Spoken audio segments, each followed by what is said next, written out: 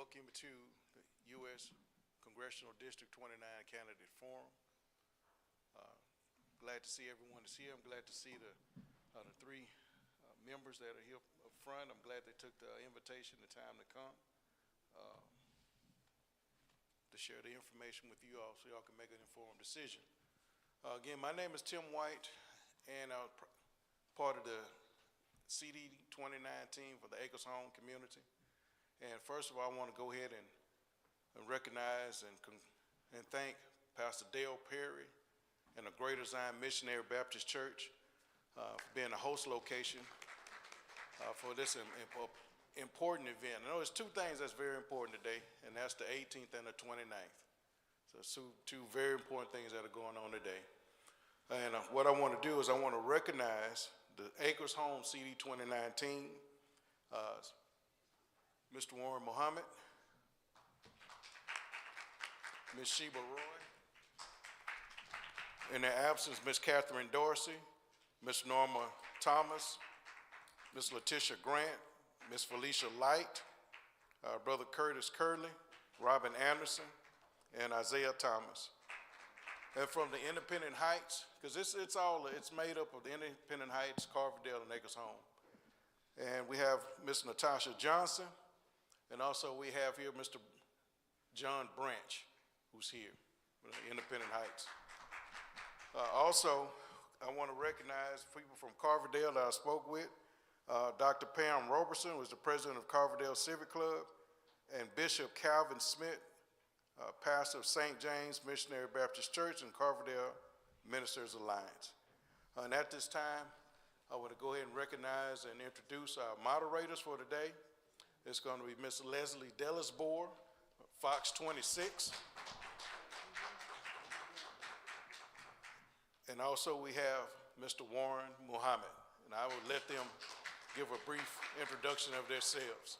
Thank you. Good afternoon, everyone. Can you all hear me? Perfect. Good afternoon. My name is Leslie Dellisbore, and as he mentioned, I am a news reporter at Fox 26 here in Houston, but more importantly, I'm a proud child of Acres Homes. I grew up here. T.C. Jessler in West Little York, to be exact. I grew up going to St. Monica Catholic Church, so this is a very full circle moment for me to be here back in the community that raised me, to talk to our candidates who are looking to represent us. So thank you all for coming, and I'm happy to be here. Good afternoon. Can everyone hear me? I'm Warren Fitzgerald Muhammad, and before I left to come here, my mother told me make sure I say Fitzgerald in my name. But I'm a native of Acres Home, born and raised, finished from MC Williams Junior Senior High back in the day. And I'm a practicing attorney, owner of the law firm of Warren F. Muhammad, PC, and I'm also the chairman of the board of the Acres Home Chamber for Business and Economic Development. And I'm still a native and live and reside here in Acres Home. Never left, never leaving. So thank you again. Alrighty, so we're going to go ahead and get started. So this forum is hosted by community stakeholders from Acres Homes, Independence Heights, and Carverdale. This is a fact-driven forum focused on accountability. Candidates may not challenge one another directly. Accountability will be enforced by the moderators, myself and Mr. Warren, and evasion will be cut off, and accuracy matters during this forum.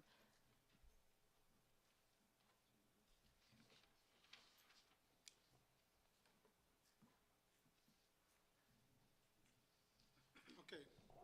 Now this is a notice to the audience. We moderators will announce that the audience questions will be accepted. So you'll be able to ask your questions. Audience members are instructed to write their questions and turn them in to the forum staff. Selected questions will be asked near the end of the forum prior to closing statements. So there's a table with a paper and pen right over here to your left. So if you have a question, just go write your question down, and your question will then be submitted. And we don't commit to asking every question that is submitted. The moderators will be able to determine which questions will be asked. But we do want your input and your consideration in this. So moving on to the candidate acknowledgement. So at the end of me reading these bullet points, I'll just ask for a thumbs up or a nod from each of you. So the answers must be responsive to the question asked. Candidates may not challenge or question other candidates directly. The moderator may issue fact checks and attribution clarifications. If a candidate evades, the moderator may require a yes or no response before commentary, and the record stated by the moderator controls the debate. So the moderator may also present public record discrepancies, seek clarification, and require direct responses when answers are evasive or incomplete. Can I just get a thumbs up from everybody, starting here? Perfect. Okay, great. Okay, audience question protocol. Audience questions must be submitted in writing, as previously stated. Questions must concern policy, representation, or community impact, not personalities. No multi-part, editorialized, or advocate statements will be accepted. The moderator retains sole discretion to select, reframe, or decline questions. The moderator may ask follow-up questions for clarity or accountability. Audience members may not engage in dialogue or respond to candidate answers. And please hold your applause until the end.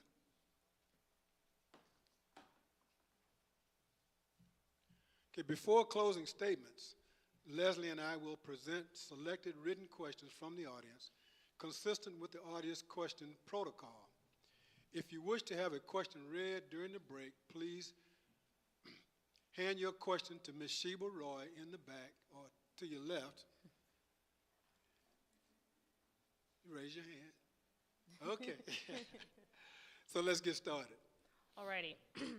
So for our first question, we are going to talk about community priorities. So each candidate will have 60 seconds to respond. We'll start with the Congresswoman, then move to Mr. Johnson, and then to Mr. Slater. So Congresswoman, what are the top 3 issues facing residents of Agers Home, Independence Heights, and Carverdale? And what specific federal actions would you pursue in your first term to address them? Well, first of all, thank you all for being here tonight. Thank you to the moderators and to the pastor for hosting us, of course. The priorities in this area are frankly no different than in the current SIC 29 or any other area. People are concerned about the cost of living, so we need to lower costs. We need to make sure that we also have quality health care accessible to everyone, that we protect Medicare, Medicaid, and Social Security to make sure that our seniors have a good life, and more importantly, that we have an economy that works for all. Now, that's the broader scheme of making sure everybody has a fair shot at the American dream. But I know here particularly there are people that are concerned about the ditches, there are people who are concerned about the flooding and what we do after a disaster, they're concerned about abandoned homes, they're concerned about a lot of the sort of ground game kind of issues. What I'll be doing is what I've always done, is always listen and always do what I can to tackle the issues. To that end, I'll continue to have my town hall meetings and messaging that I always have done. I'm sorry. Good afternoon. I am so glad to be here. First, giving honor to God. Pastor, thank you so much for opening up your church as you've always done to make sure the community is fully engaged and involved. My name is Jarvis Johnson, and I am running to be the congressman for the new CV 29. Before I even decided to run for office, I did a survey around the community and asked what are the things that our community needs. I'm not going to stand here as a candidate and tell you what you need. I went to the community and asked what are those needs. And the things that came up consistently was housing, infrastructure, business, and education, not in that particular order. And at the end of the day, we have to make sure, here in Agers Homes, we have to make sure that our infrastructure is strong. We just came out of a storm last year, 2 years ago, in which we saw a record number of rain come and fall in this community. Infrastructure was bad. Lights at my house right here in Agers Homes were out for 8 days. And so we have to make sure that our infrastructure is strong. We have to make sure that CenterPoint is doing everything that they're supposed to do to make sure the lights stay on. Secondly, we have to make sure that housing stock is plentiful. I passed the land bank law, land bank bill in the state of Texas in 2023. You started when I just was saying hello. Mr. Slater. Thank you. My name is Robert Slater. First and foremost, I think one of the most important issues and concerns is real representation and relatable representation. A representative that shows up, not just in time for Thanksgiving and time to vote and passing out frozen turkeys, but that's accessible, that walks with the community and leads the community. That's why we're creating what we call an FCAB, a Federal Commission Advisory Board, that would consist of stakeholders and leaders in the community that will go with us to Washington, D.C. throughout the legislation process. Also, food insecurity and healthcare access. Looking at innovative ways to bring the resources to the folk instead of forcing the folk to go to the resources. And lastly but not least, environmental justice. To me, Acres Home is the #1 cancer cluster, more so than Fifth Ward. And we need to talk about it. We need to understand why there's still products and items and debris being dumped in our community as if it's a landfill, and we're not getting attention resources that we need. So we need to protect our folk and build with our folk instead of around our folks. I couldn't hear what he was saying. Could y'all turn that speaker up? Black Can you hear me now? speaker was up. I didn't hear you. Hello, hello? Thank you. Is that better? Can you hear me now? Okay.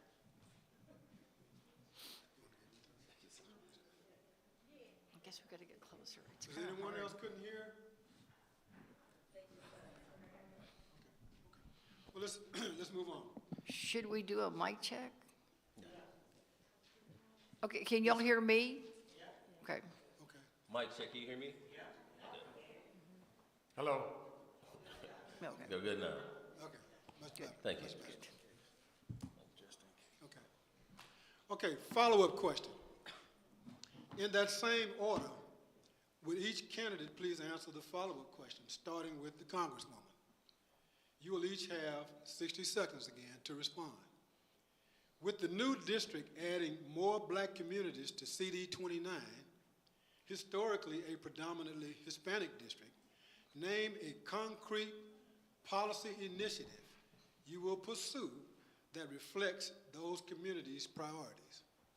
Well, I will continue to work with Acres Home, their chamber, and all their civic clubs and all the groups here to make sure that I am here and that I am listening. Obviously, I will also be having a new office, and it'll be closer as I can get to this area to make sure that we can continue. But I think the one thing that I keep hearing as I visit with churches and community groups and senior groups is as a lot of the infrastructure and the flooding issues and around some of the ditches. As county commissioner, I tackled a lot of those issues. So I will continue to work with all the community to make sure that we're doing what it is they want us to do. And the way I do that is, number one, a lot of town hall meetings. I pledged to do a town hall meeting here in January to hear from everyone. We will also continue to answer our calls, newsletters, and do all the constituent work that my office is known for. Okay, Congressman, thank you, but our question concerns a concrete policy issue.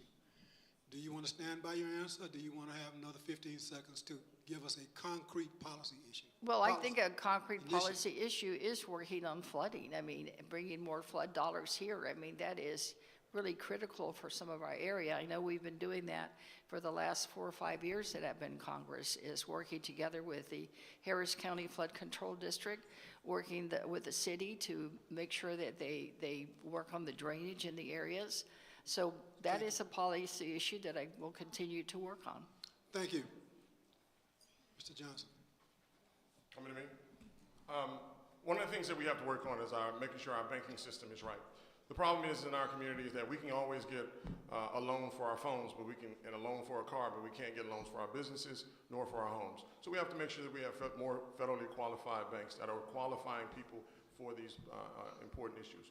I've already mentioned, and as I was mentioning about the land bank, I want to make sure that we continue to expand land bank so that the land bank makes housing affordable and stay affordable in our community to slow down the gentrification that we're seeing every single day. And then lastly, certainly we have to make sure that infrastructure is in place. As long as we have good infrastructure, we understand good housing will be able to come. When good housing comes, we understand businesses follow rooftops. When businesses come, then we understand that businesses are available for our young people to have jobs. And when our young people have employment, they are less likely to be involved in criminal activity. So all of this is interconnected when we talk about what as we're moving forward, the things that our community needs, business, housing, infrastructure, and then I'll talk about education at another time. Okay, as before, Mr. Johnson, we're looking for a concrete policy initiative. Federally qualified banking systems being able to come to our community to ensure loans are made available for housing and business. Thank you. Mr. Slater. Well, as a representative that represents all ethnic groups and communities in this district, I want to be first to say that I unapologetically do believe that there should be a black agenda. And we got to start saying those words and pushing those policies first and foremost. 80% black males make 80 cents to the dollar versus their white male counterparts, and black women make 60 cents to the dollar. There's more money going towards cat and dog urine research than there is for lupus, though it affects 1 in 500 black females in this country. So when we are able to identify that, then we can apply those resources. So to the point of reparations, excuse me, to the point Stop. of... Hold, pause.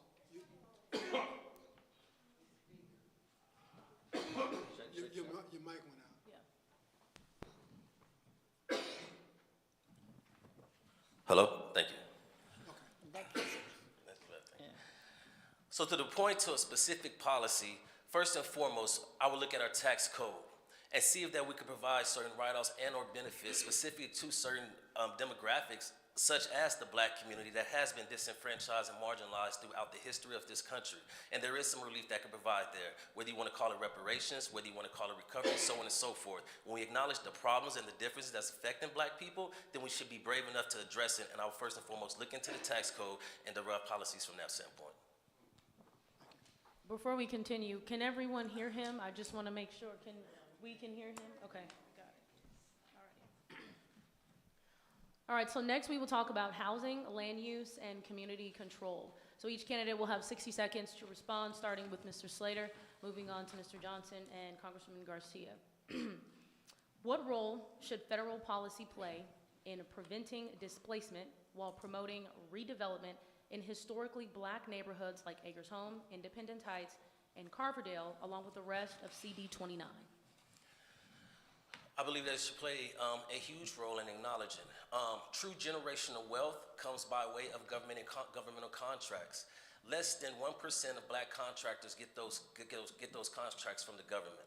Houston, black folks make up the second largest minority group in the city, but yet they're fifth in line in getting some of those contracts. So looking at the way that not only we give those contracts, but also by the tax code to incentivize development.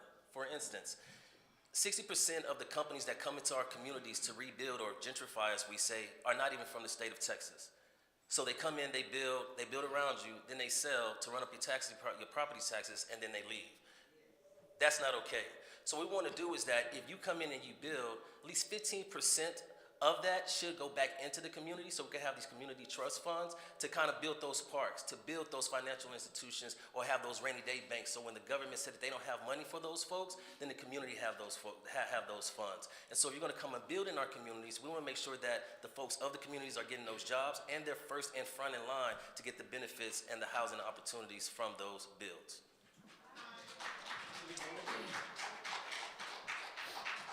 Please hold your applause until the end, please. Mr. Johnson. Can you repeat the question, please? What role should federal policy play in preventing displacement while promoting redevelopment in historically black neighborhoods like Acres Home, Independence Heights, and Carverdale, along with the rest of CD 29? And I'll go back to the land bank bill that I wrote in the Texas House, and we will further expand that role of the land bank. The land bank bill was put in place by myself to ensure that affordability stays affordable in our communities. We see what's happening out here every single day. For those of you who live out here, you understand that housing is coming, and there is no zoning in this city, and so I have to make sure that housing is available for those that live here. That if Mama wants to continue to live here and a high-rise or a condo comes up next to her, that her value of her house does not tax her out. And so we have to make sure that land bank is available to ensure that housing is available for everyone. We'll expand on that to ensure that happens. And that is happening, and we targeted it for Acres Homes. And we'll continue to do that once I become a congressman for the 29th district. Yep, okay. Congressman. Well, I think a lot can be done and more can be done. I sit on the Housing and Insurance Committee of the Financial Services Committee that is headed by Maxine Waters on the Democratic side. And one thing that always is important is more investment in the Black and minority communities. But when we do that, we got to make sure that the community is part of the process. We can't have just developers coming in, trying to develop and then gentrify an area. We've seen that happen in Fourth Ward. We've seen that happen in several places around the city where the builders just come and build where they want, and then we don't have a say in it. The community has to be a part of the process. We need to make sure that legal services and other law firms that do help people that need help with lawyers for poor people have a way to clear up title. I know when I was at Legal Aid and working in the housing division, there was sometimes that, people die without a will, and then nobody knows who really owns the property, the taxes mount up, and then nobody can do anything with the property because they've got to clear the title, they've got to pay the taxes. So we need to make sure that legal services is always funded to be able to help poor people. Follow-up question. Starting with Congresswoman, then Mr. Slater, and then Mr. Johnson. Again, you each will have 60 seconds to respond to the follow-up question. Can you identify one specific federal tool, such as tax policy, funding program, or regulatory protection, you would prioritize to ensure redevelopment benefits current residents first, and explain how you would prevent that tool from being captured by outside investors instead of the community? Well, I think that's exactly what I was talking about, and I think the tool that's always best is tax, first-time home buyer assistance, voucher assistance for paying rent, and also the tax credits that would go to use for you to be able to work with development and builders to work on your property. I think it's important that the community have a role so that they can decide what they want their community to look like. Again, I've seen so many communities end up being pushed out of their own homes because of what developers are doing. And we've got to work with the city to make sure that the building codes and the things that the rules of the city don't impede and become barriers so that people can build and renovate their homes. Mr. Slater. I agree. I definitely used the tax system. There's a bill right now called HR 2927 that was introduced by Representative McCormick out of Florida. I've been to D.C. and have met with the Congresswoman, and we're trying to get consensus and get other Democratic lawmakers to jump on it. And what it does is it shifts a lot of those tax reliefs that's for the big and wealthy and the billionaires down to middle-class folk that really deserve it, such as writing off school clothes, writing off after-school care, writing off your rent and car payment, so on and so forth. Getting those benefits that we give to the wealthy to everyday folks, looking at that tax plan. But also I want to look at how the allocation from federal funding comes down to the state. As we know right here in Acres Home with the Chamber of Commerce, where they've lost funding to the state by way of TSU. And I think TSU is a great institution, but let's be honest with ourselves that over $400 million was misappropriated. $63 million stayed in those, yes sir, $63 million stayed in those accounts, and before we spent it, the state took that money back. Folks, the money is coming that's allocated for us, but it's not making its way into the community. So we need to look at the allocation of federal funds and make sure it goes where it's intended to go. Thank you, sir. Mr. Johnson. The policies that we must have, number one, from a federal level, when it comes to housing, we have the Fair Housing Act. We have those things to make sure that there's no discrimination. But when we talk about better development in our communities, it has to come from funding coming from the Fed to the state, to the city, or to the county, to the cities. What is happening is we're not putting in good policies from the city and the state to ensure that housing is plentiful and available for for residents that are already within the community. We're finding that we're outbuilding communities, and the people that live in these communities are not able to access the homes that are being built. And that's, again, why I will bring up the land bank bill that I wrote, to ensure that housing is available for the people that are here. And so we have to make sure that funding is available. Two things that the land bank did. Number one, it took away blighted land, because it takes delinquent properties off the roll, takes away blighted land, puts land back into the tax rolls to ensure that taxes are being collected.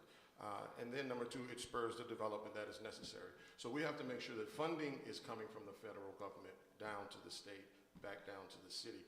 And then we're putting in policies to ensure that housing is made available for all. Thank you, sir. Moving on to congressional accountability and transparency. So for this section, we are going to focus on Congress accountability and transparency. So each candidate will have 60 seconds to respond, starting with Mr. Johnson, then the Congresswoman, and then Mr. Slater. What does accountability to constituents look like after Election Day? Being able to be present, constantly staying involved. I think one of the things that needs to happen is, to be an effective legislator or lawmaker, you have to have empathy. Empathy means that you know where the community is. You feel what the community feels, and you stay well rooted and grounded in that.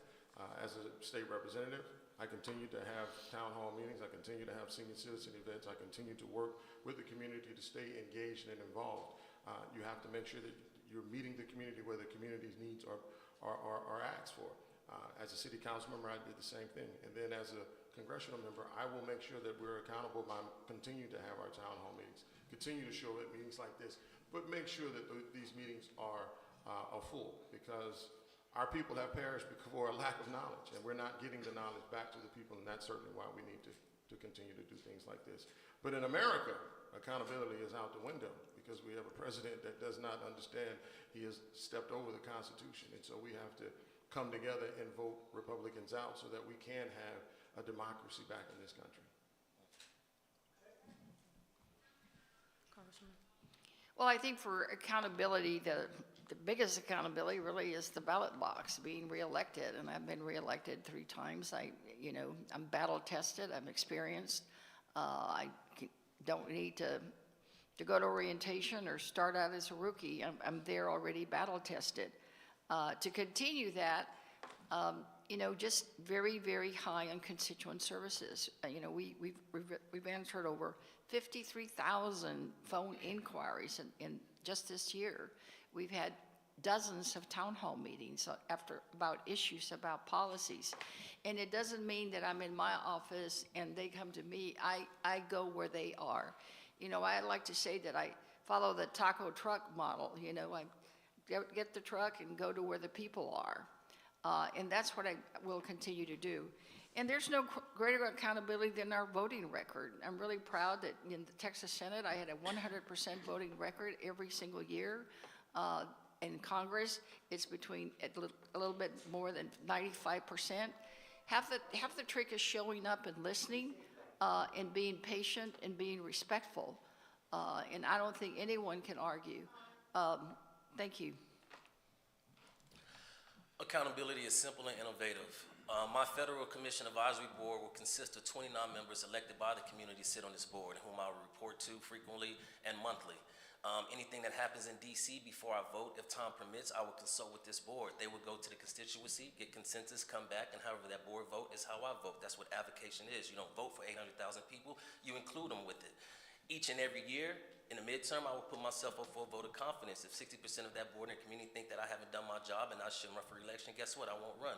The seat does not belong to a popular name or a dynasty or so forth. And so I continue to work. And then I have term limits. I will commit to run for no longer than 3 terms and get the next generation involved, so you keep updating like we update our cell phones.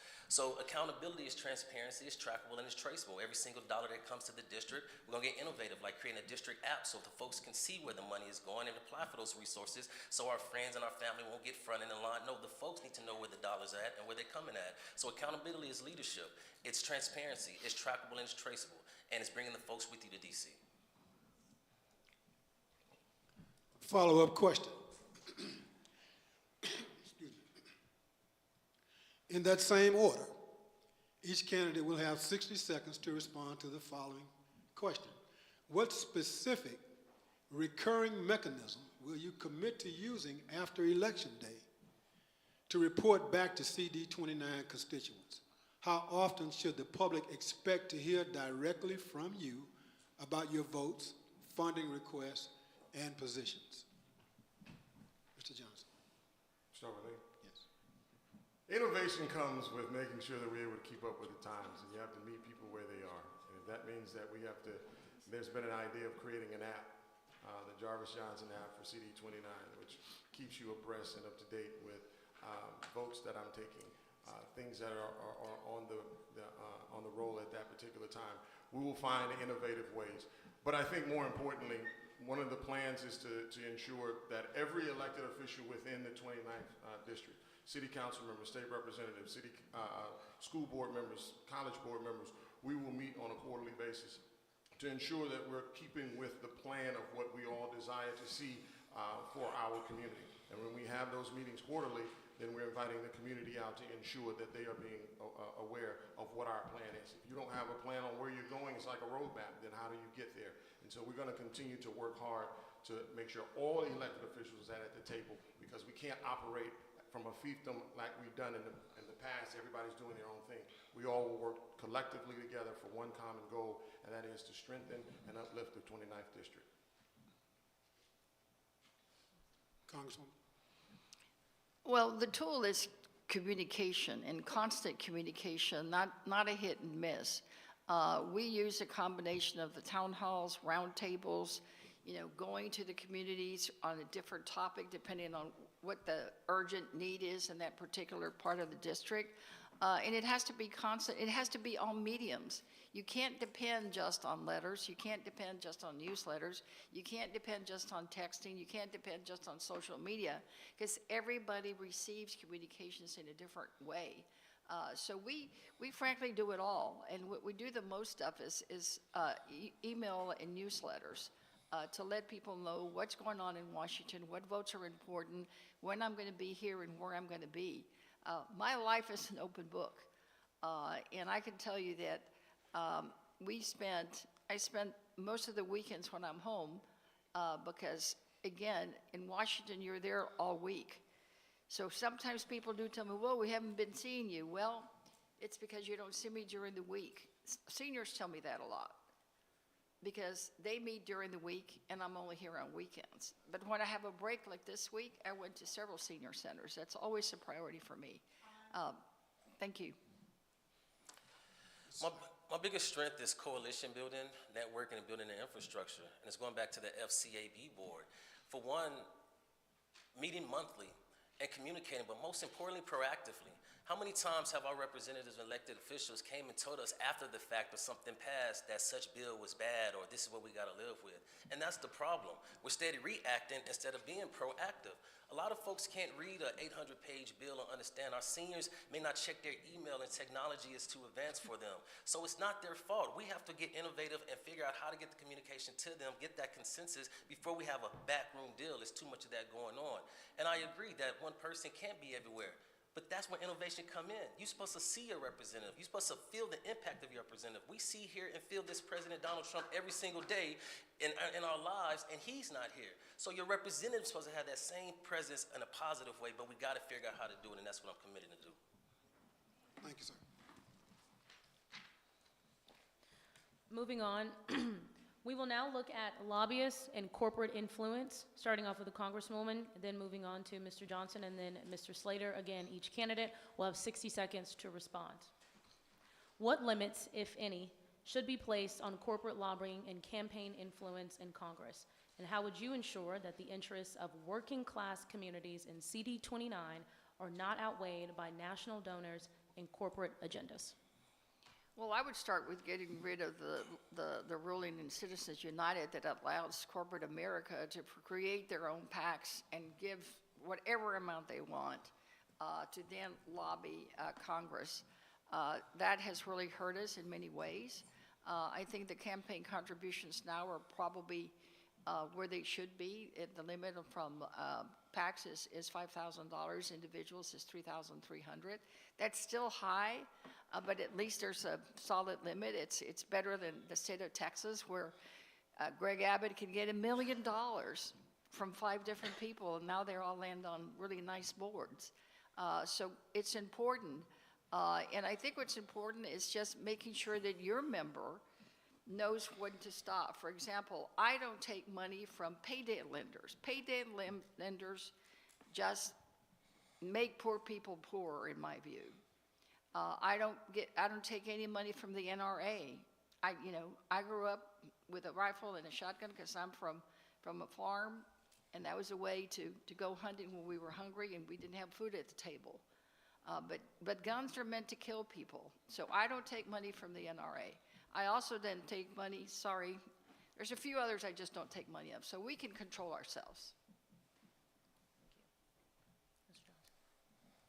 So lobby job is to bring information to the elected officials. The problem is when the lobby brings a check along with that information.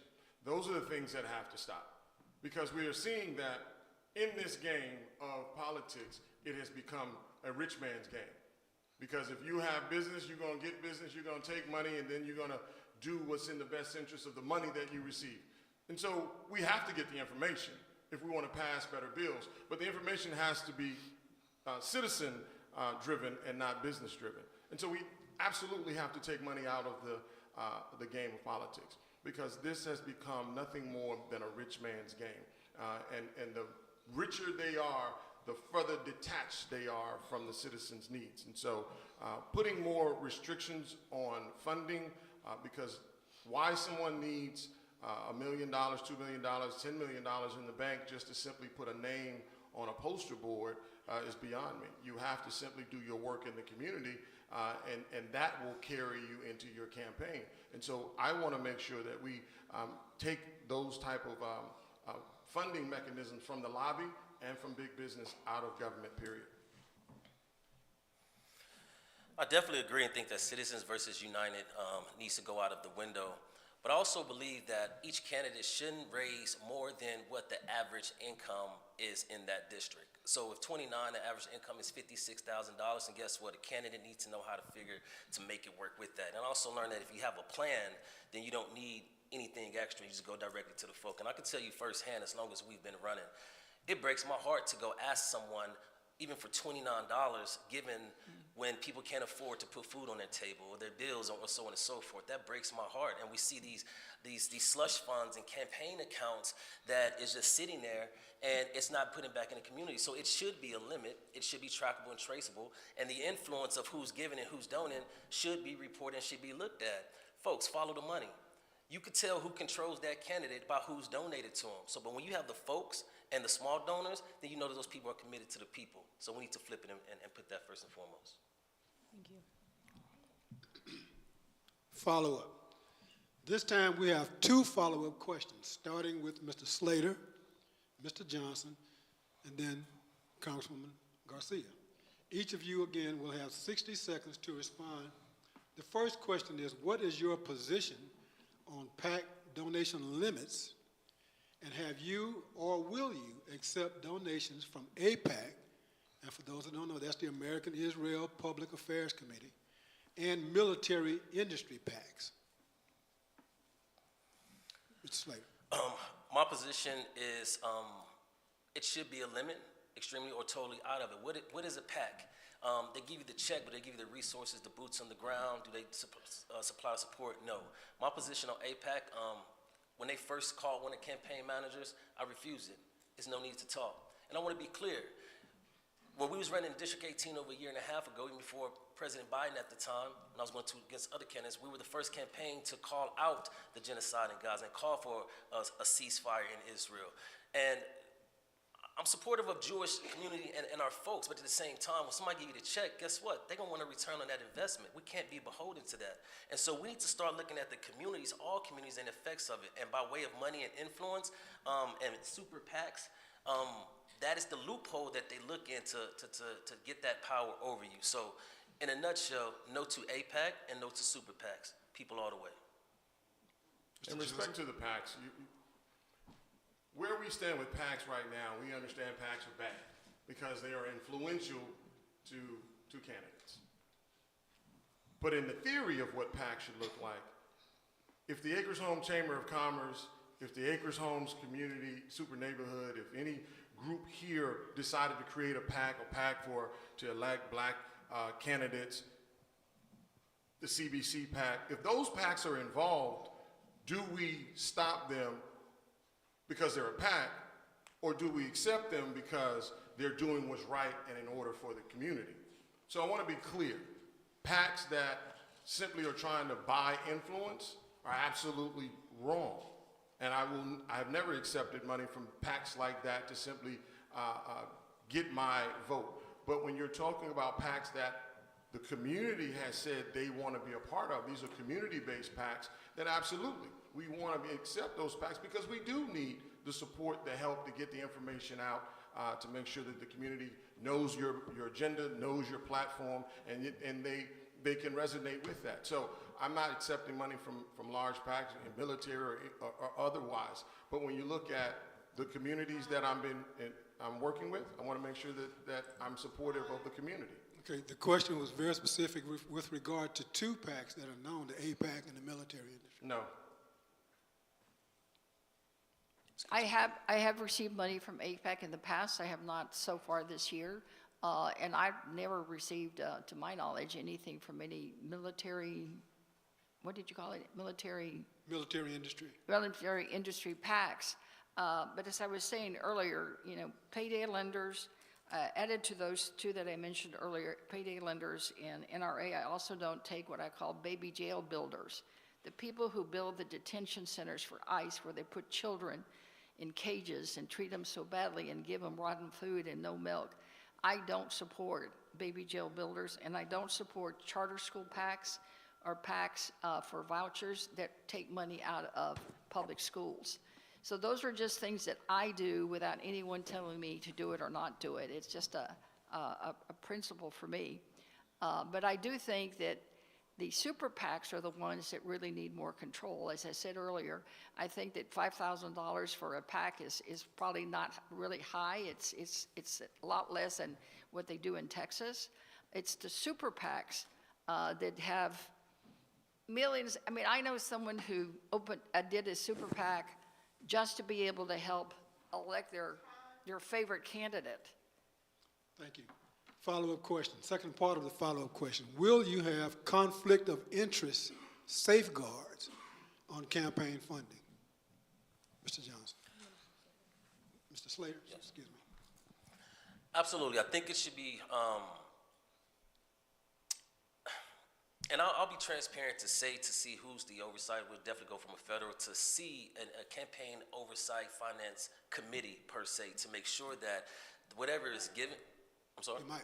Oh, to make sure that whatever is given, that that work is intentionally attended to lobby for the community and not for that entity by itself.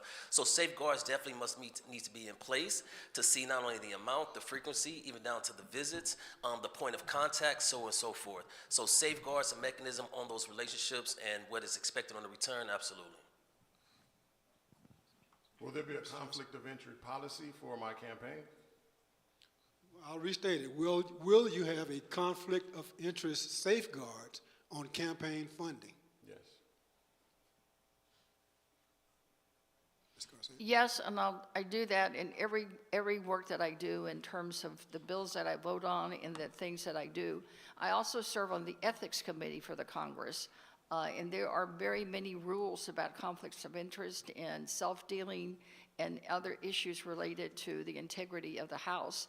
And it's my job on the Ethics Committee to try to enforce those rules. So obviously, if I'm helping enforce the rules, I certainly do follow them.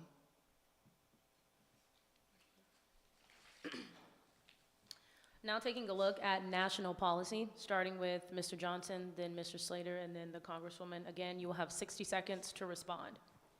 How do you view the United States' reliance on overseas military deployments and defense partnerships as a primary tool of foreign policy, and where should Congress set limits? Congress was supposed to have oversight on what we're doing abroad. Unfortunately, we have a president in place that has stepped all over the Constitution.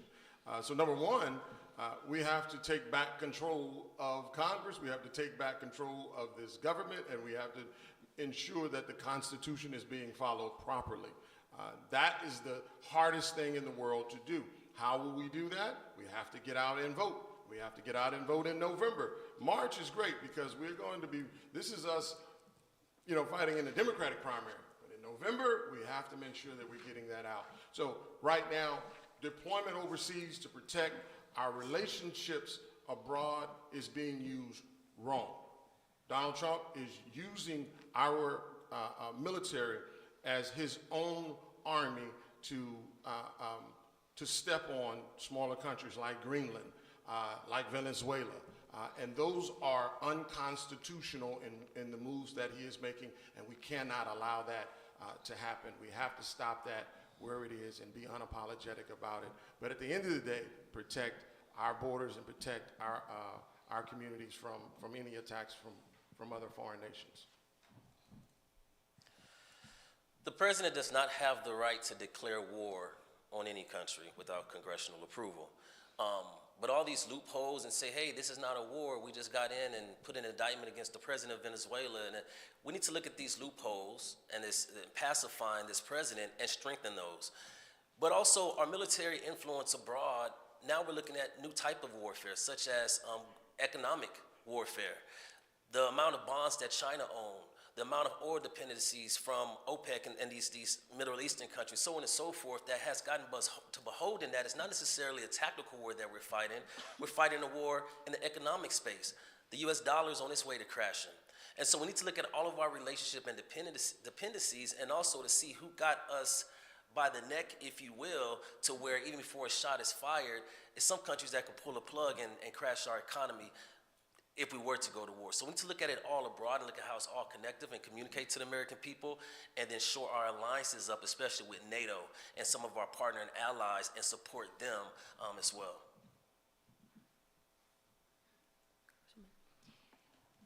Well, I think Mr. Slater's absolutely correct. I mean, the Constitution says that the president cannot start a war without the approval of Congress. But the problem right now is that the president is ruling Congress. The Speaker, Mike Johnson, and his MAGA Republican friends just bow to whatever he says. But I have been strong in voting against what he did in Venezuela. I vote against and no more funding for ICE, what he's doing now in occupying cities around our country, including Minneapolis, and killing people, our own Americans. But it's an issue right now with Congress and the Republican Party willing to give up their power and let the White House dictate everything. That's got to stop. And the only way we can do that is if we do take the House back and elect Hakeem Jeffries of New York as the first black speaker of the United States of America to set this country in a new direction, to have us there to block everything that the president may try to do coming from the White House. I'm just afraid, you all, that before it's over, he's going to get us in an ugly war, and we do not need an ugly war. I'm a peace person. No wars. Thank you. Follow-up question. Now, flipping that order for the next two follow-up questions, we will start with Mr. Slater, then go to Mr. Johnson, and then Ms. Garcia. You each will have 60 seconds to respond.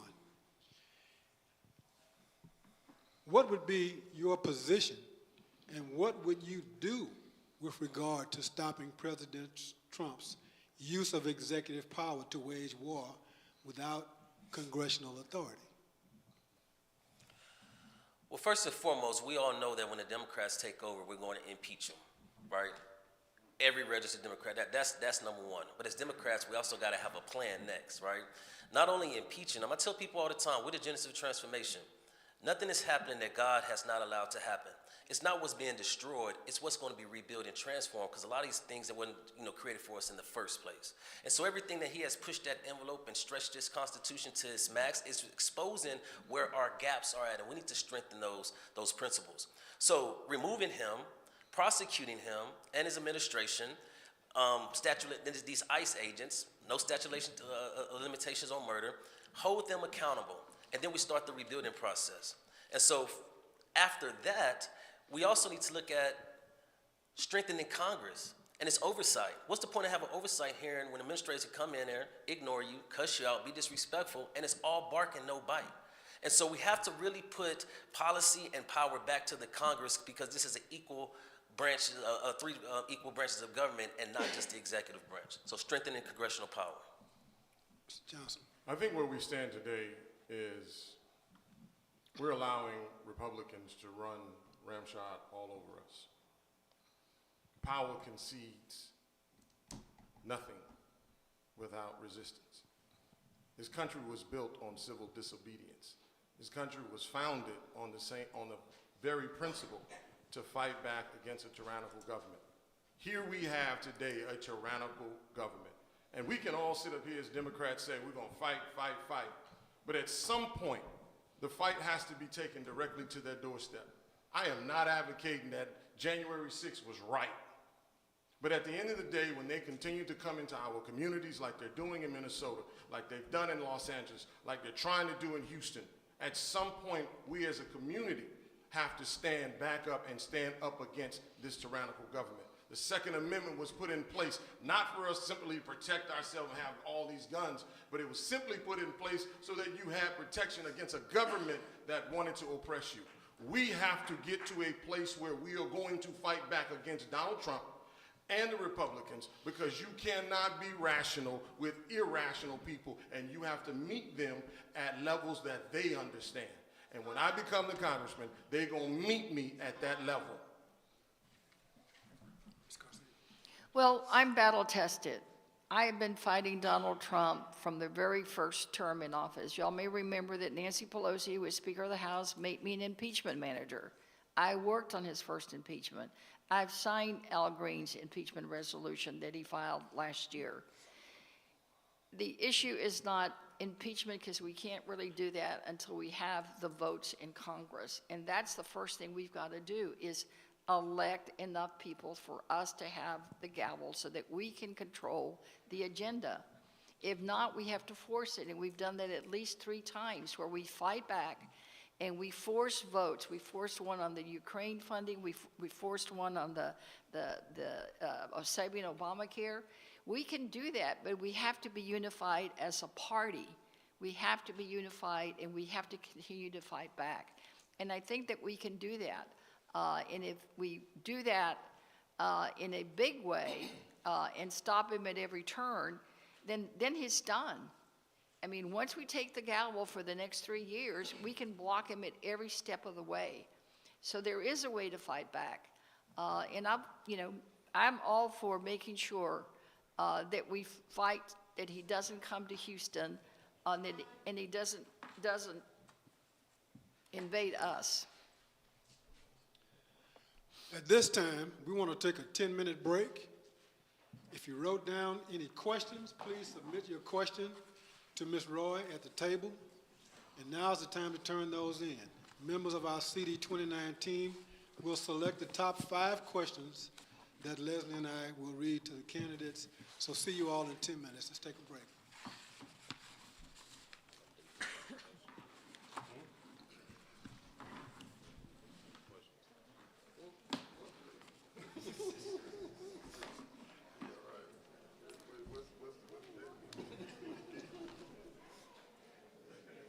Anything? You okay?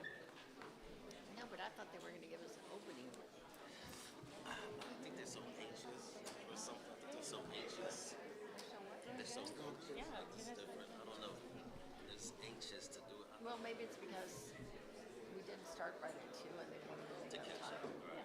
It makes sense. I hope they give us a closing. Well, I'm glad you agreed with me that the Citizens United, because those super PACs, they're totally uncontrolled. And the super PACs are totally, the APAC,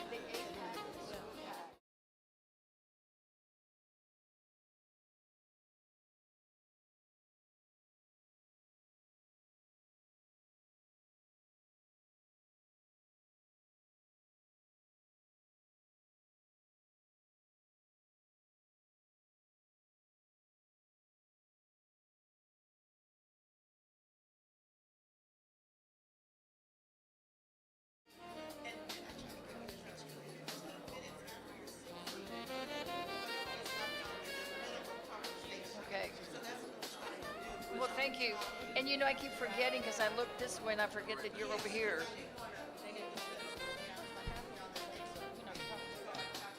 No, you're doing fine.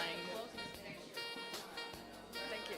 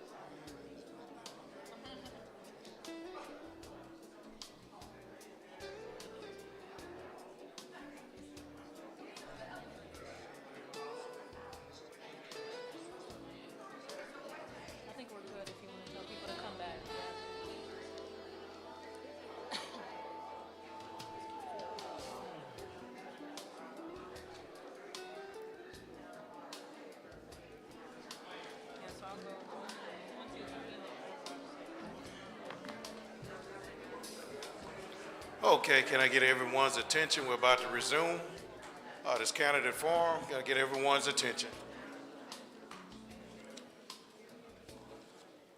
I hope that you've turned your questions in to Ms. Roy. Any last minute questions? Just want to make sure.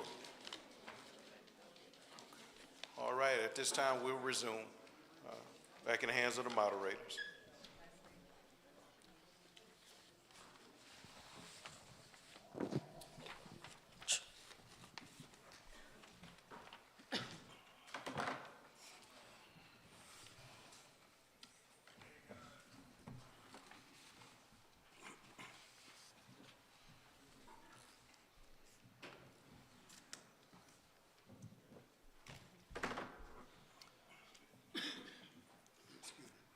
Okay, we ready? Everybody ready? Okay. Moving on. This round is going to be our fact check and record clarification round. In this round, we will apply pressure to each of you. Yes. We're going to start with Mr. Johnson. This first question is for you. Mr. Johnson, you have stated publicly that you authored the bill that created the Houston Land Bank. For the record, according to our research, the Houston Land Bank existed prior to 2021. During the 87th Texas legislature, you, Mr. Johnson, filed House Bill 4065, which proposed a modern urban land bank framework. That bill did not pass. It stalled after committee and never became law. The statutory authority governing urban land banks was ultimately enacted through Senate Bill 1679, a Senate-originated bill that passed both chambers and was signed into law. What is your response to this? I don't know where you got your research, but the land bank bill that I ushered in got passed. And the city of Houston is using that land bank, and you can go and ask Ms. Christina, who is the executive director of the land bank. That bill was passed in the framework of which I presented it, which was targeted for Houston-Harris County only. So I don't know what bill you were looking at, but the bill that I passed was for Houston-Harris County. Okay. So for clarification purposes, could you tell us what Congress that was and what that bill was? I'm looking for it right now. You're talking 4 years ago.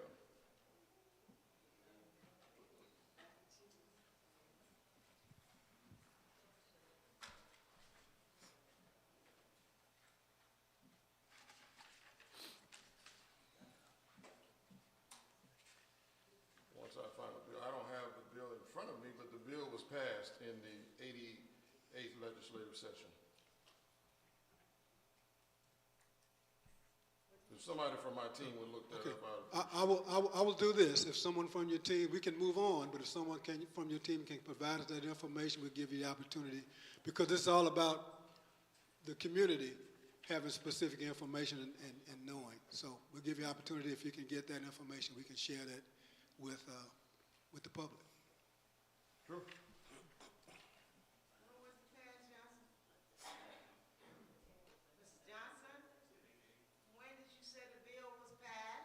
In 2023.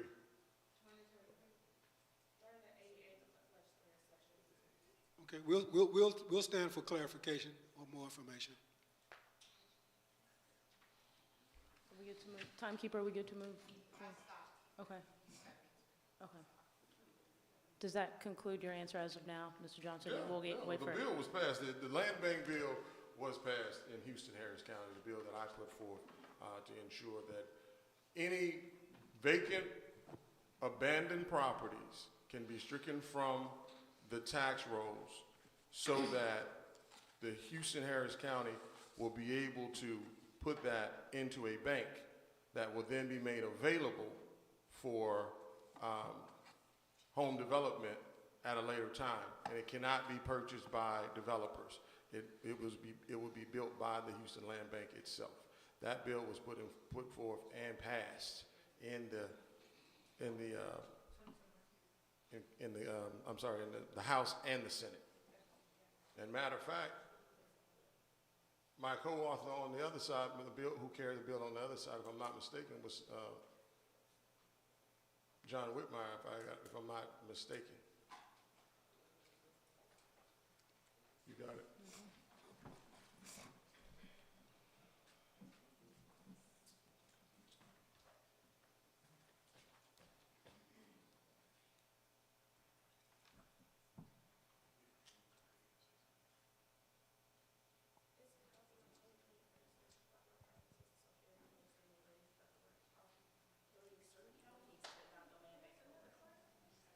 That's Senate bill, that's the House bill. 4065, so that's the same, the framework was passed. So that the city of Houston could manage the properties through the land bank entity itself, which was a nonprofit.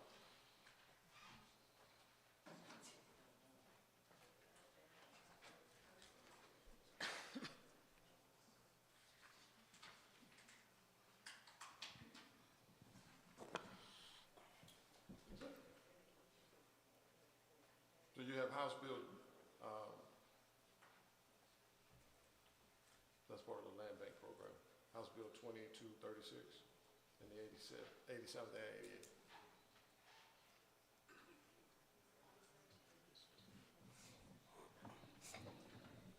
Now, if you would give me an explanation on where you got your research from, or what data were you using?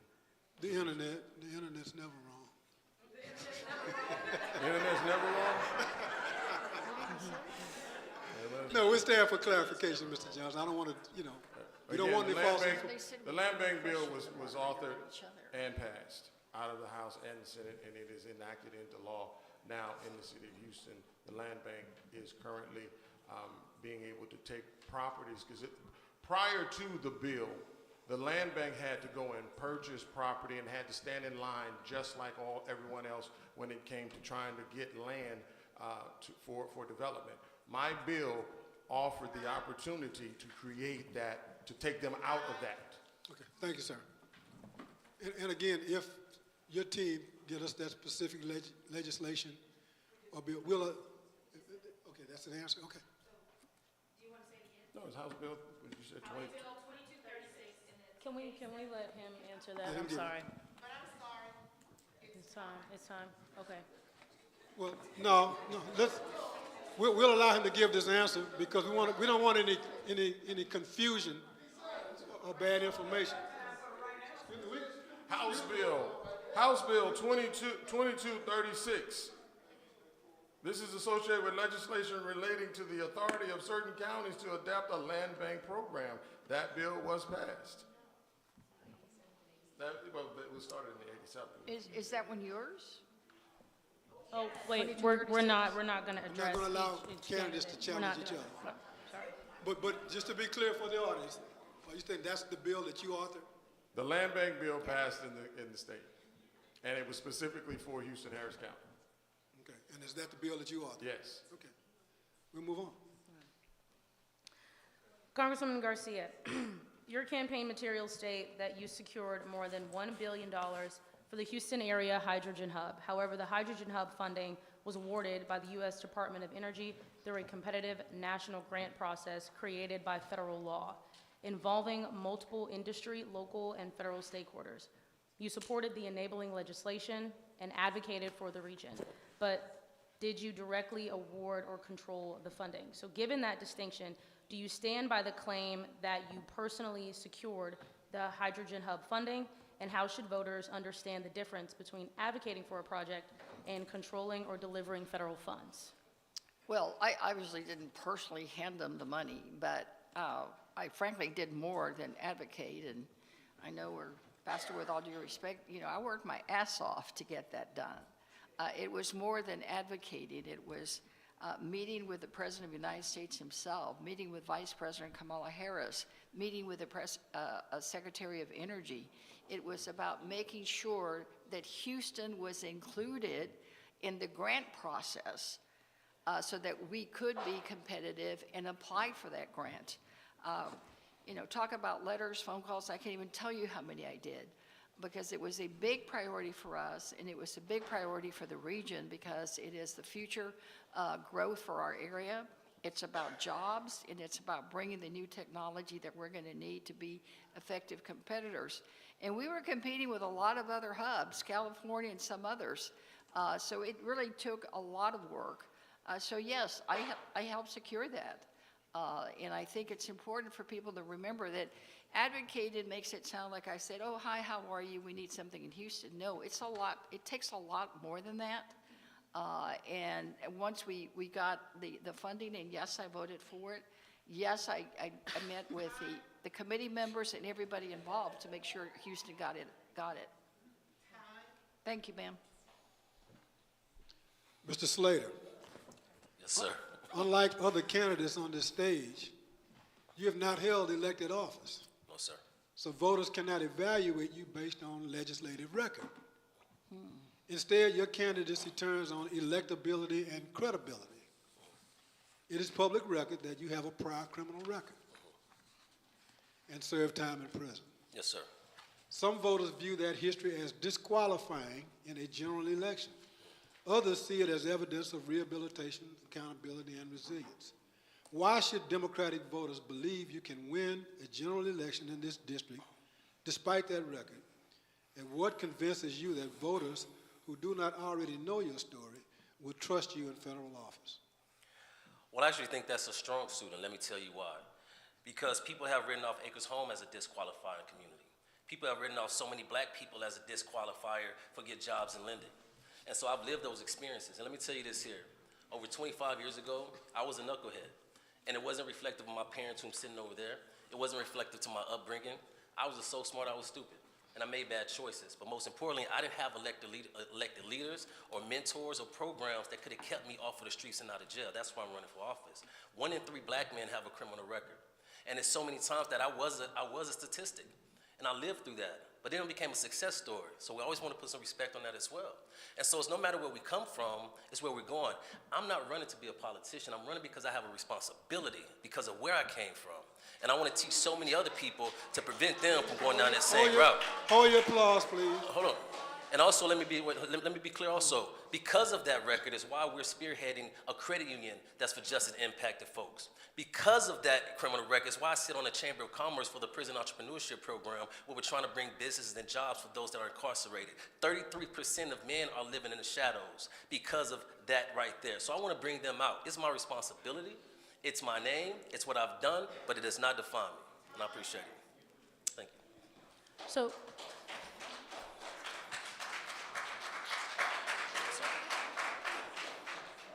Can y'all follow instructions, please? Please.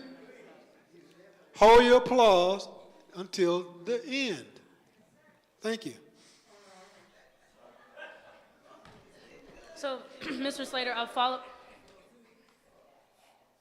up for you to that question. So, how do you intend to speak directly and transparently with voters and with your potential colleagues in Congress about your past while also building the trust necessary to bring effective change to CD 29? I want to speak to you directly and say that, hey, I lived that and I went through that. And because I went through it firsthand, I can experience and tell you, I don't want other young black and boys, young black and brown kids to go through the same thing. We talk about social justice reform, but nobody has been through that. I've been there. We've been homeless. I've been hungry. And now I'm a certified executive chef that own a restaurant. I build. And so when what is destroyed and we rebuild, it takes someone that has relatable experience because they live those experiences. My mother had to retire early due to health issues, but she doesn't get enough money from the government, so cost of living is too high. My son is paralyzed because he was shot during COVID. He depends on Medicaid. I live these experiences that I'm talking about, and so it's personal to me. So I tell you directly, I am the manifestation of these statistics and the problems in our community, and therefore that's where the solution lies. Thank you.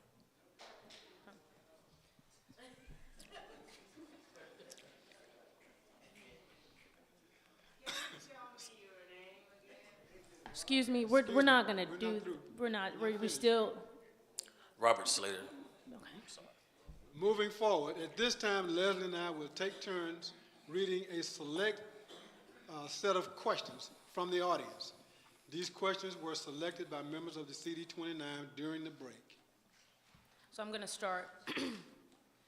So this question is for everyone, and again, 60 seconds each to respond. I'll start with the Congresswoman. So what have you done recently to impact or make a difference in the neighborhood of the Inwood Forest Village? Have you come up against an issue recently that you would like to expand on? Well, I think that all the issues related to Inwood Village would be the same as all across our district. And again, it's really about bringing down our prices. It's about affordability. It's about lowering our rent, making sure that coffee doesn't go up 20% because of the tariffs, and making sure that people have access to health care. There's still a lot of kids who don't have a good public education. You know, the governor has started his voucher program that's taking so much money away from public schools, and our public schools are suffering. Add to that that Donald Trump cut all the money for the food programs for the breakfast and lunch for our kids, and the money that goes to the schools for cafeterias.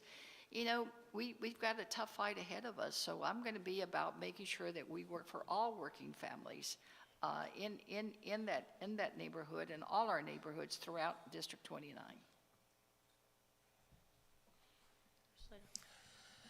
Inwood Forest, there's so much that's going on. I was talking to a resident there today, and was notified recently of a situation, for instance, where the HOA, which is newly formed and created and chartered without proper authorization, and if you didn't pay your dues, they're trying to foreclose on people's homes. Who do those people go to? And so you have an administration or an entity that's coming out of the blue and foreclosing a lot of our seniors or people that thought they were in good standings. Those type of things may seem, small because our politics are local, and that's why I want to take representation at. Yes, as a federal congressional leader, as a representative, politics has a ceiling, but leadership doesn't. And so it doesn't matter if your trash not getting picked up on time or your water, even if it's a city issue or local issue or whatever, true leadership should show up and show out every single time. And so you listen to the folk, and you build a coalition with your municipal partners and government leaders, and you figure out those solutions. And so besides the flooding and the HOA and the forcing out of the homes, those folks need help, but most importantly, somebody show up and listen and then do something about it. Mr. Johnson. In respect to doing something about it as a state representative, because the HOA, this is an issue that came to me back in 2019, if I'm not mistaken. There is a rogue HOA and a lawyer and a management team that have foreclosed on over 14 properties in that one community alone, which is destroying the fabric and the integrity of that community. One of the things that I have done is to work directly with that community. Number one, to get rid of the HOA. Number two, to get rid of the management team that continues to place fines and fees on top of these senior citizens that then go to the lawyers and are trying to get these homes foreclosed on. And so we are in the process currently of trying to get that HOA out, a new management team in, but at the very least, to ensure that communities all across this city, all across this county, all across the state, don't have to deal with rogue HOAs that target communities like this, where you don't have a lot of dispensable income, to have a lawyer at your own leisure to then protect yourself. We will protect these communities by putting in stronger laws that will then fight against these rogue HOA management teams that are foreclosing on these homes. And I do want to make a note. I know we said earlier that we were going to read 5 questions, but just for transparency for the audience, there were so many great questions that came in, so we added an additional question. But again, I just wanted to make that statement publicly so that everyone can understand, transparency and all that moving forward. Does that sound good to everyone? Okay, good. Say that again? Oh, okay. Thank you. Starting with Congresswoman again. What have you done or will do to address environmental issues in the new CD 29? Well, I think we need to work hard to make sure that we work with the communities to identify and continue to work on the issues that have already been identified through the EPA and the county's pollution control to make sure that we really get to the heart of the issues. I know that there has been a lot of contamination. There's been a lot of cement plants that pollute our air. There's been some past history of things that have gone on in some of our neighborhoods that have created waste, that have created, as you mentioned, the cancer clusters. So we've got to make sure that we bring the people here to help us and bring the dollars that we need from the federal government to work with local folks from the Harris County Pollution Control and the city's public health department to get at these issues. A couple of things, using this platform to bring awareness to the injustices from a city failure, EPA failure, so on and so forth. For instance, there's over, 30 plus something landfills that's in Acres Homes alone.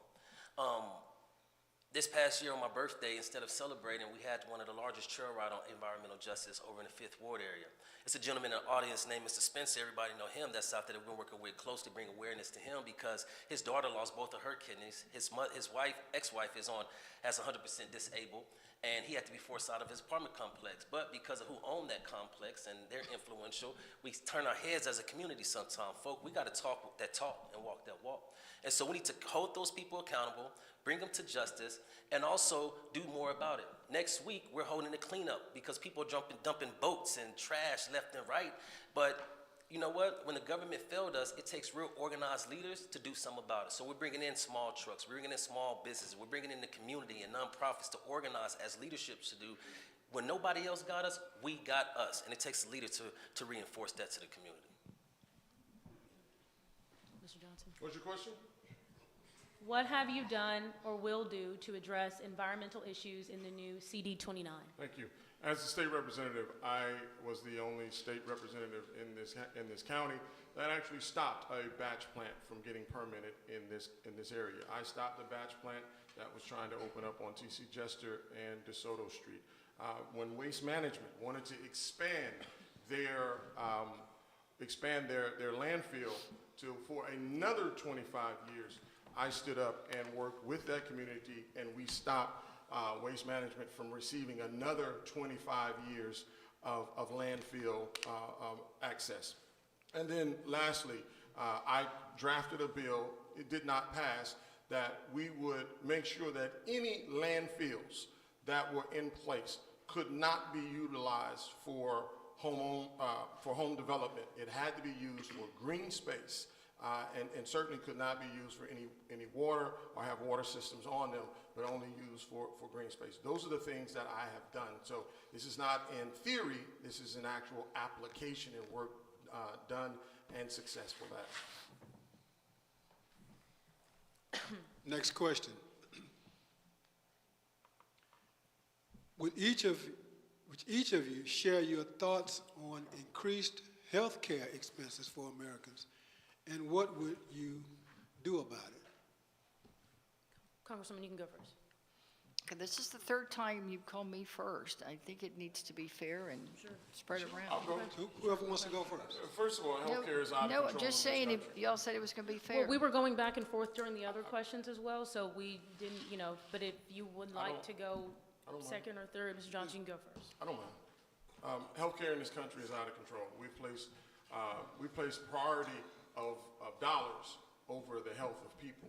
We see where doctors are working for the healthcare system and they're not working for the citizens. Donald Trump and the Republicans have put in place, they have taken away the ACA, which are subsidies that are needed to make sure that over 40 million American citizens had access to healthcare. And certainly when the government was shut down, the reason the shutdown happened was because we were trying to protect the 40 million people that did not have access to health care. But unfortunately, some of the Democrats went back, in which we allowed the government to open, but the responsibility lays on the feet of the Republicans that continue to drive health care costs up, continue to allow hospitals to do, healthcare systems to do what they want, and charge as much as they want to. We have to put measures in place that will stop that. And unfortunately, and it won't stop until you, me, and others come together and get Republicans out of office, because Donald Trump is going to try to give everybody a check saying you can go get your own health care. He won't give you a check big enough to provide health care for yourself. Mr. Slater. I'm not in the business of blaming the Republicans. I think it's just the wrong leaders, no matter what party that you're in. They can't think. We got to be innovative. Let me give you an example. You got to have a plan. We've been talking about health care since Rosa Parks was sitting in the back of the bus. It's real simple. We have health care crisis in deserts that's happening around our communities. So, for instance, we actually have a plan to look at federal-owned property such as the U.S. Postal Office, which has the average post office is empty because of competition from FedEx and UPS. So we could, as a post office in every single zip code. So why not put healthcare service there and subsidize that space to get doctors into the communities versus communities having to go for the doctor? Also, we have to address health insensitivity. So for instance, black women, my mother may not want to go to doctors because she's going to a doctor that don't understand her culture, her diet. And so guess what? People like my mother, they're getting misdiagnosed and over-tested, so they just don't want to go. Black men have the highest blood pressure. So why not put blood pressure and cuffs inside of the barbershops where they're at? We got to create new ideas and new forms and bring the resources to the folks instead of just bringing the folks to new testing and to the medical center and so on and so forth. And that's what I plan to do by way of a plan and resources. Mr. Garcia. Well, we did fight as Democrats to force the vote to protect the Obamacare tax subsidies, and we did force that, and we won. It's now in the hands of the Senate. So I think that we can fight and make sure that all Americans that need health care can have it. But it's more than that. It's also protecting Medicare and Medicaid, and it's protecting our veterans' medical benefits, because that's next. They want to privatize all that, to take that away from us, even though we've paid into Social Security. And locally, we need to work with the FQHCs to bring more clinics to the area. We need to work with Harris Health to make sure that we don't have to drive all the way to Bentob or drive all the way to LBJ, but that they have more clinics in our area. And lastly, I want to do what I've done in working together with Commissioner Garcia, is work with Commissioner Ellis, who's endorsed me, and work with Commissioner Briones and the commissioners in this area, and bring pods to the area. And what that means is, y'all, it's a smaller kind of mobile unit that would go to where the people are, so that if you can't come to the clinic, then we go to that area with a pod, and that has all the basic, thank you. Starting with Mr. Slater this time. What have you done or will do to address infrastructure issues in CD 29?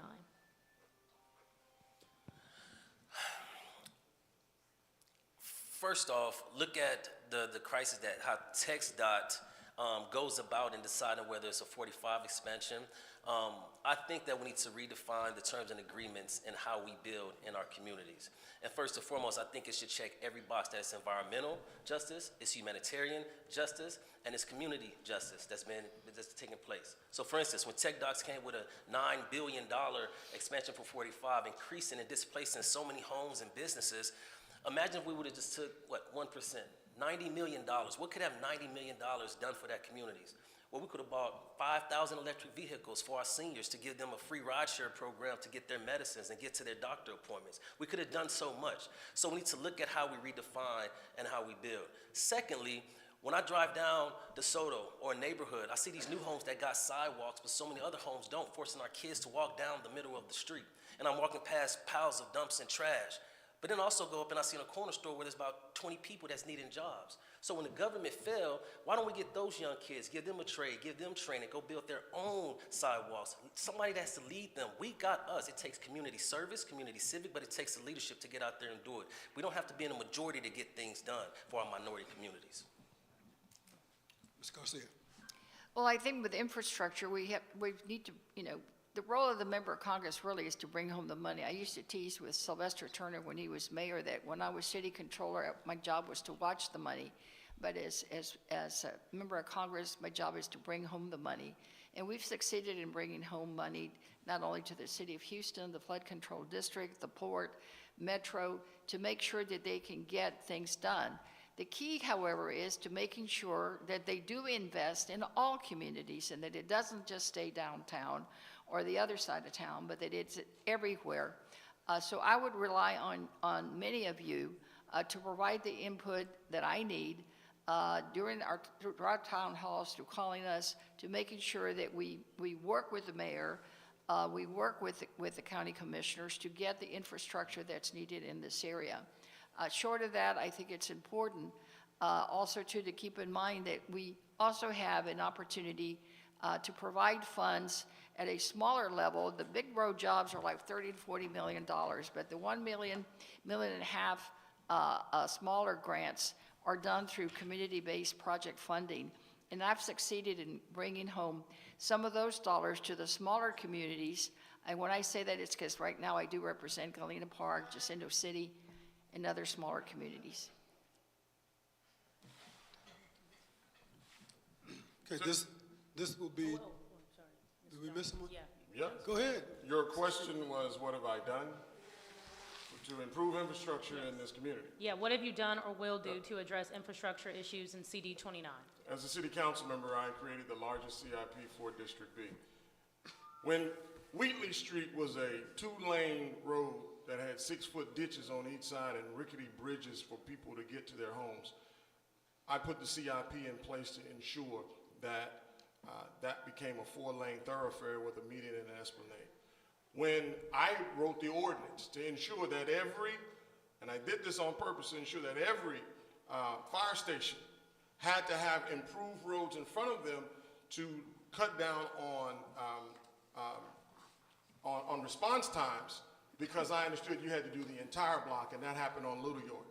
When Garden City's homes started burning, and I found out that it did not have fire hydrants, and fire trucks had to park a mile away and then run the line, I had an emergency fund put in place to ensure that Garden City got fire hydrants in their communities to protect homes from being burned.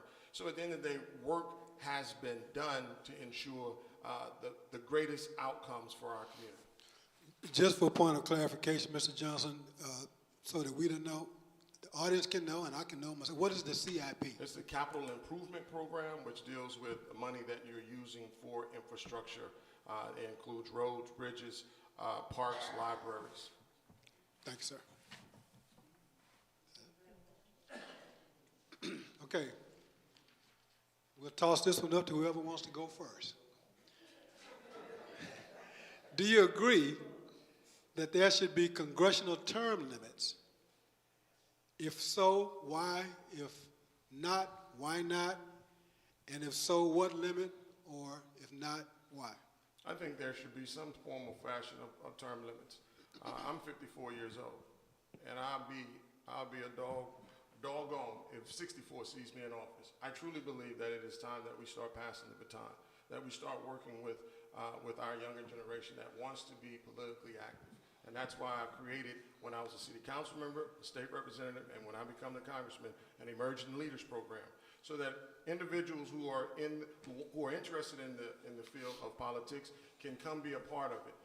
Come into my office, learn about what politics is, because I think it's important.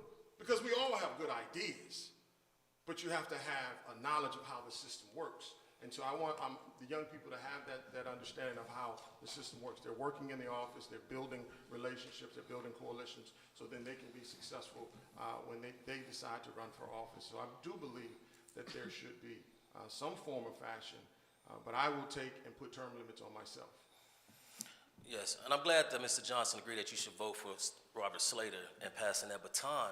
And it's it's not only term limits, That is good. but I also think that how many times and how many seats you can run for. Politics is becoming to a game of musical chairs. If you don't win here, you jump here and you jump there. If anything happened on your watch, no matter what seat you held, you are responsible for the outcome. And I ask everybody in this audience, ask yourself, when you walk outside, any of the things you heard up here today, do you feel it in your life? If you had not heard somebody sitting up here telling you what they've done, could you have said that you felt the impact for it? And so the transitional change should be felt, and that's what legacy building is. And so, yes, I believe it's term limits. I think 6 years on Congress. I think 12 years for Senate. And I also think that the Supreme Court, most importantly, should have a term of 15 years, retroactively. You know, I respect the right of the vote and the person to be able to vote in any election. I think that's the best term limits. I think people know when it's time for somebody to go, and they vote him out.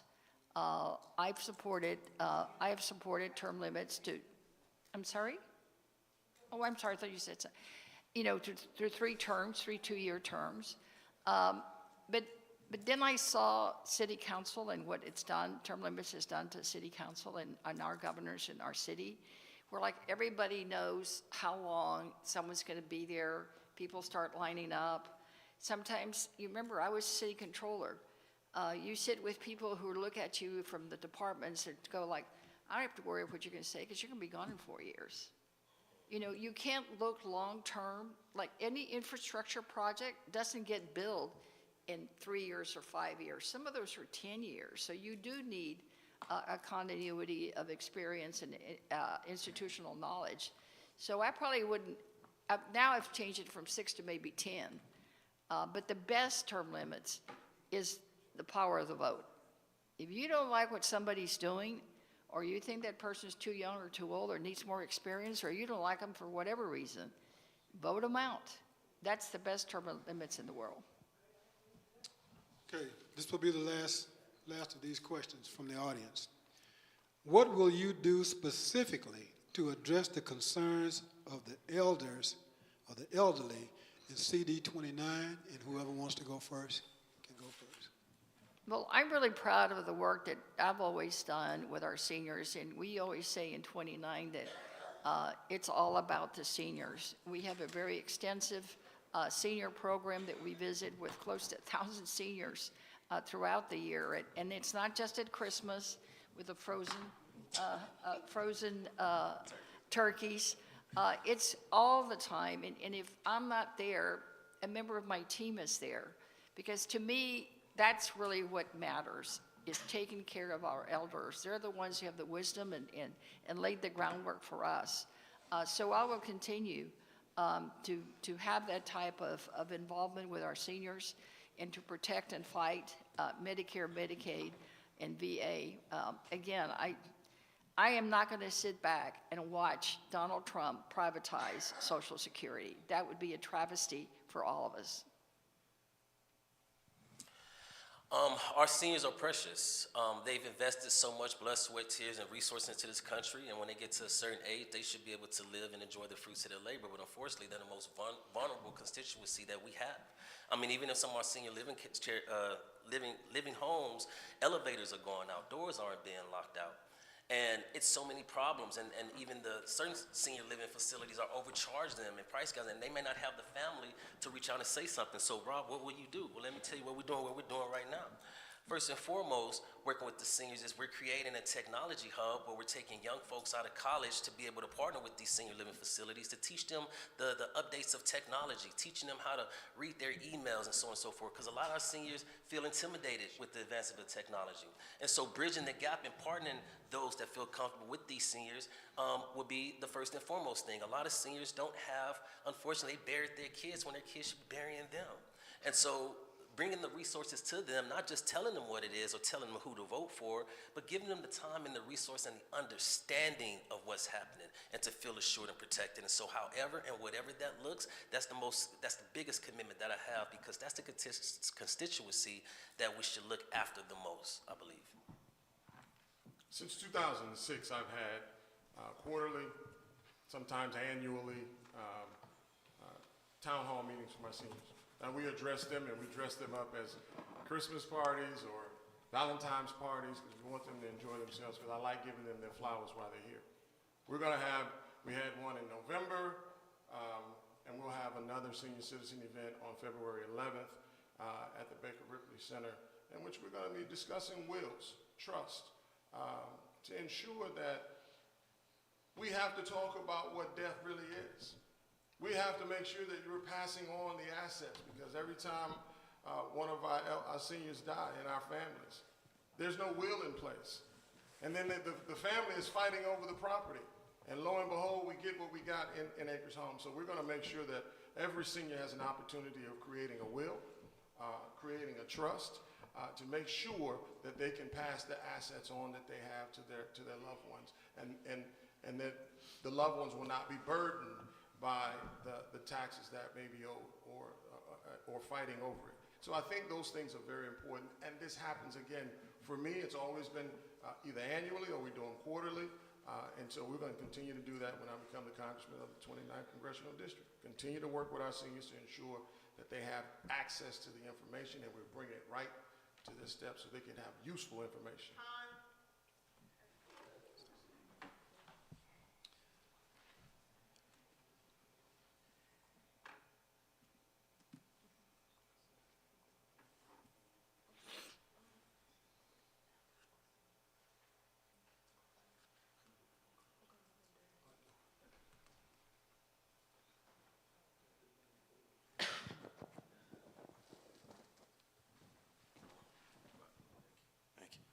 Okay, I want to go back to the point of clarification at the behest of the CD 29 team when it has to do with land bank, the legislation on the land bank and land bank ownership.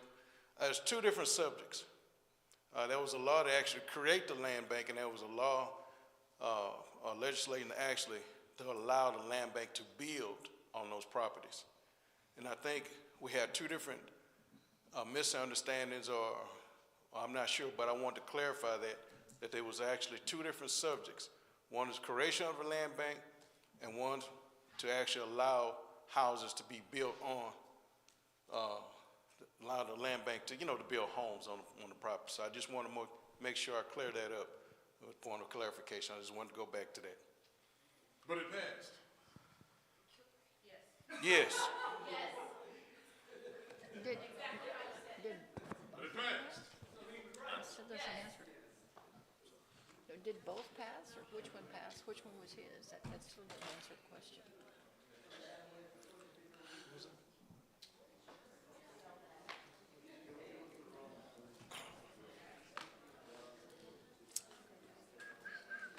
Okay. Now for the final round.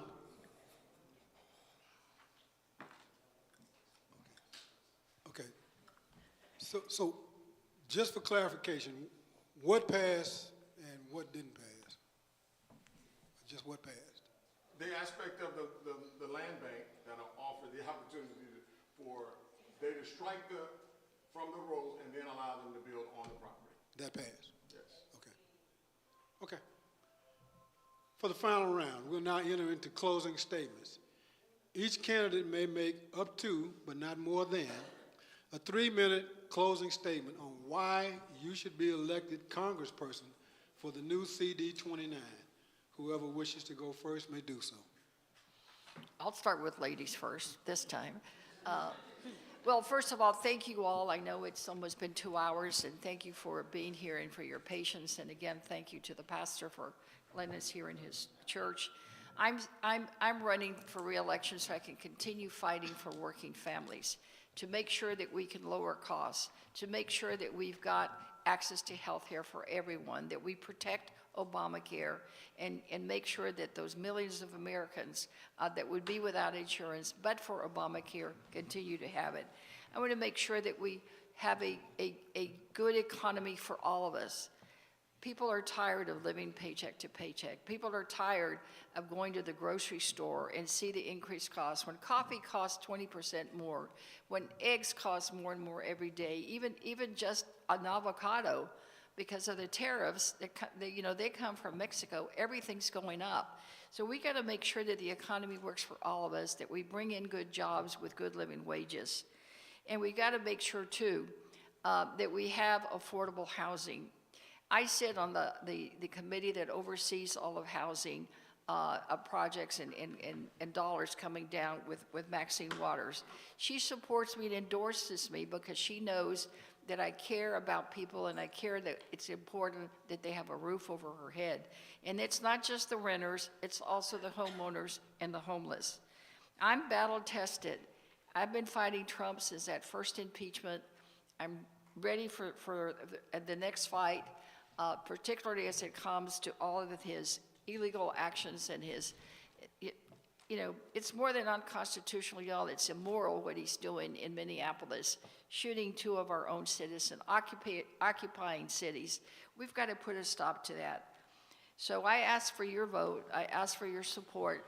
I know some of you are saying, well, I haven't seen you around. Well, I'm not representing this district, but trust me, I've been coming around. I've been visiting with seniors. I've been visiting with businesses. I've been visiting throughout the district. And before too long, you're probably going to get tired of seeing me. But I can promise you this, my office will be accessible. We will return your calls. We will have town halls, and we'll make sure that we don't forget Acres Homes. We won't forget the historical aspect of this community, and we know that you know, Mayor Turner used to be called the mayor of Acres Home, and I can tell you that this place is one that he put on the map, and there's no way that any of us could ever forget it. So again, I ask for your support. I also have the endorsement of the Congressional Black Caucus PAC, because they know that we have shared values of the things that we need to get done for Black Americans in this country. So I ask for your support and I ask for your vote, and I'll close with that. God bless, stay warm, and stay safe.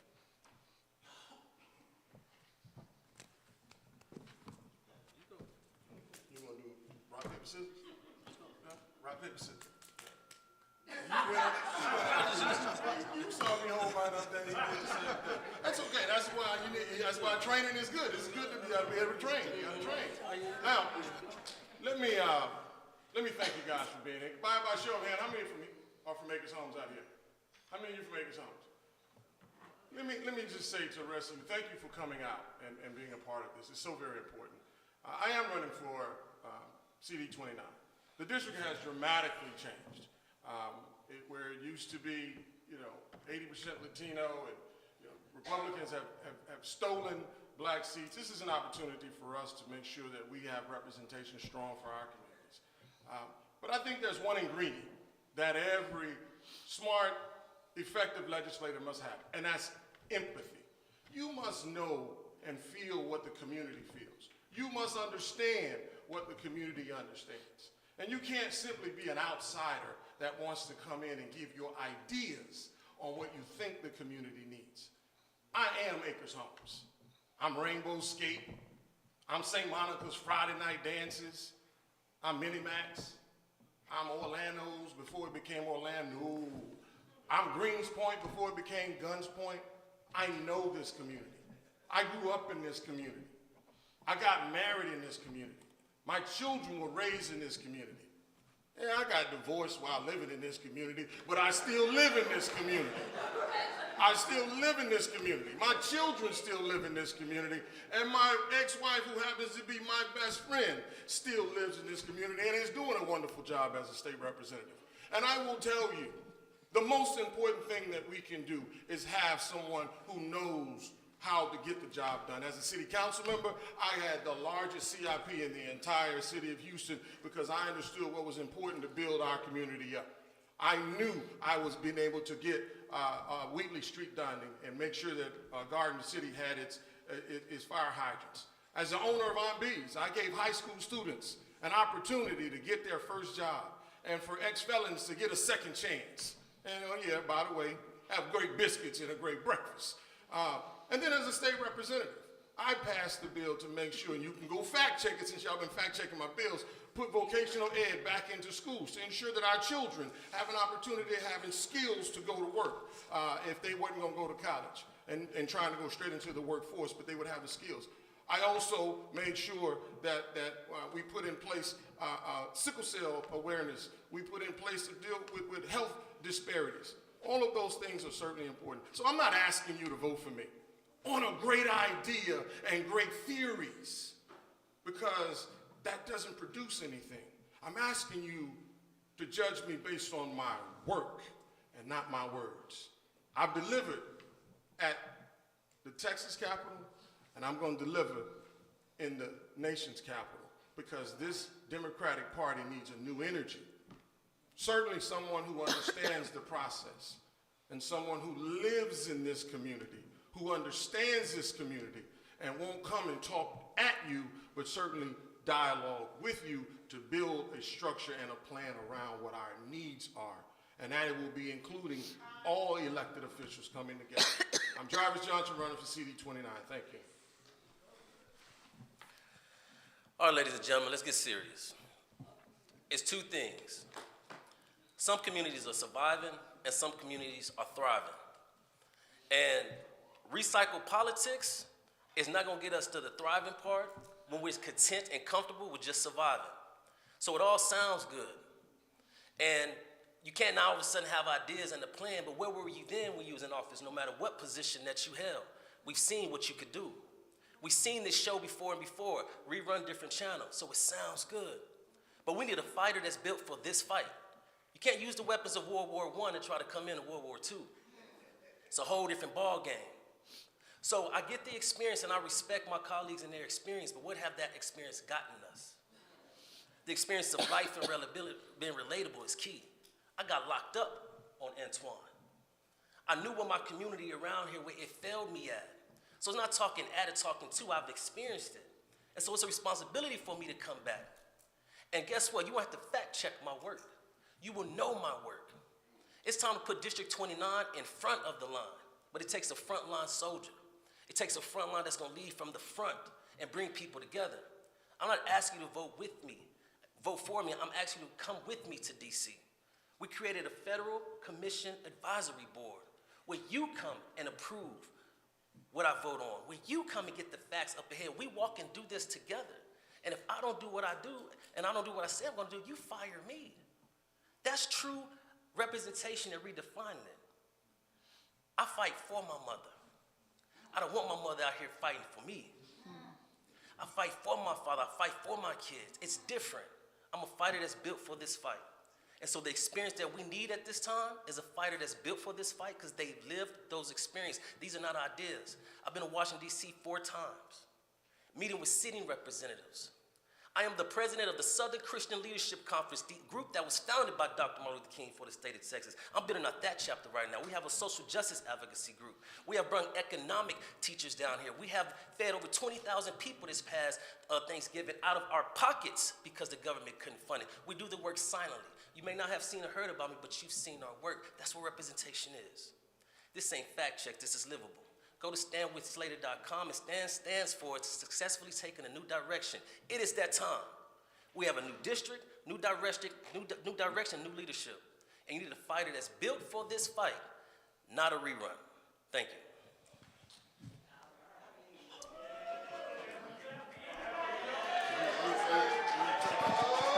It's the end, so we're gonna allow the clapping. So let's give each of our candidates a round of applause.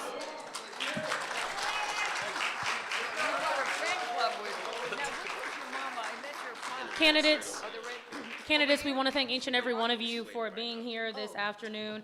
And we also want to thank the community for taking time out of your Saturday to be here. And we hope this forum emphasizes facts, accountability, and the future of Congressional District 29. Thank you. Thank you. And trust me, I am not a rerun. I'm battle tested. Sure. I like that term, battle test. Do I need to take one? A group one, we can. Well, I want a picture. They're gonna take a picture. Thank you. Take care. Thank you so much. Yes, ma'am. Thank you. All right, awesome. I thought you would come this year. Mr. Garcia, I was a picture with them. I have